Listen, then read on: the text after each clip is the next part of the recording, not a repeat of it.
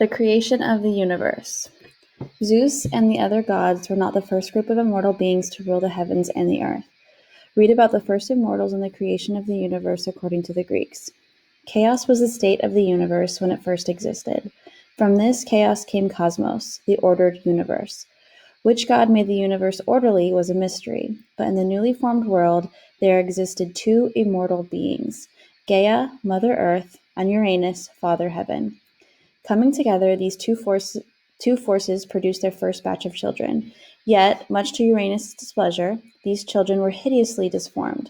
Some were cyclops, one-eyed giants, the others had 100 gangly arms, 50 heads each. Disgusted by their deformities, Uranus banished them to the deepest and darkest part of the underworld, a pit called Tartarus. Gaia grieved for her lost children, yet her mourning was cut short. Uranus compelled her to produce a second batch of offspring. These children were the Titans, giants, who possessed mighty powers.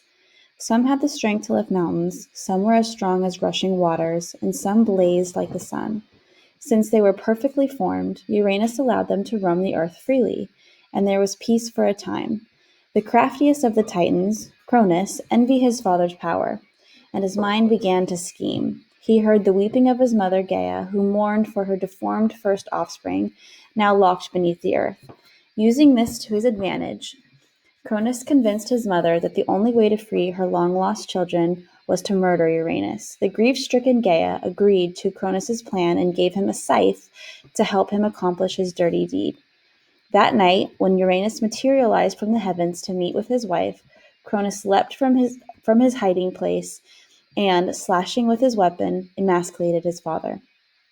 Deeply wounded and his power gone, Uranus dissipated back into the sky, and there he lost substance. The blood of immortal beings had magical properties, and as the drops of Uranus's blood rained from the heavens, it gave birth to new creatures wherever it mingled with the dust of the earth. The three Furies, demonic spirits that torture criminals, arose with their eyes dripping blood. Also, giants were born from the fallen blood. Finally, a single drop of the magical blood landed on an ocean wave as it crested. Combining with the splendor of the sea foam, the blood produced Aphrodite, the goddess of love and beauty. With his father displaced, Cronus set himself up as the new master of the universe, and ignoring his promise to his mother, left his deformed brothers chained beneath the earth.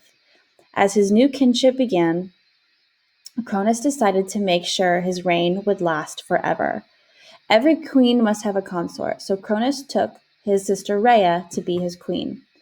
When the union produced its first child, Cronus knew there was a chance that this child might try to overthrow him, just as he had done to his father. It was not a risk he was willing to take. When the baby, the first of the gods, was at last delivered, Cronus swallowed it whole. Rhea was horrified at this, but it was just the first of many crimes, as the grisly cycle of birthing and devouring began.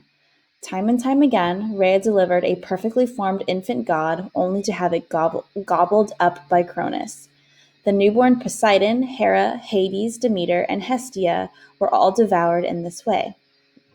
As Cronus' stomach swelled with the bodies of his own children, it seemed his appetite for power would never be satisfied. At last, Rhea reached her limit. In secret, she delivered her next child, a sturdy baby boy, and sent him to be raised by the nymphs of Mount Ida on Crete. When Cronus demanded to see his latest son, crafty Rhea wrapped a stone in blankets and presented it to her husband. He greedily gobbled up the stone without a second thought, and Rhea smiled to herself.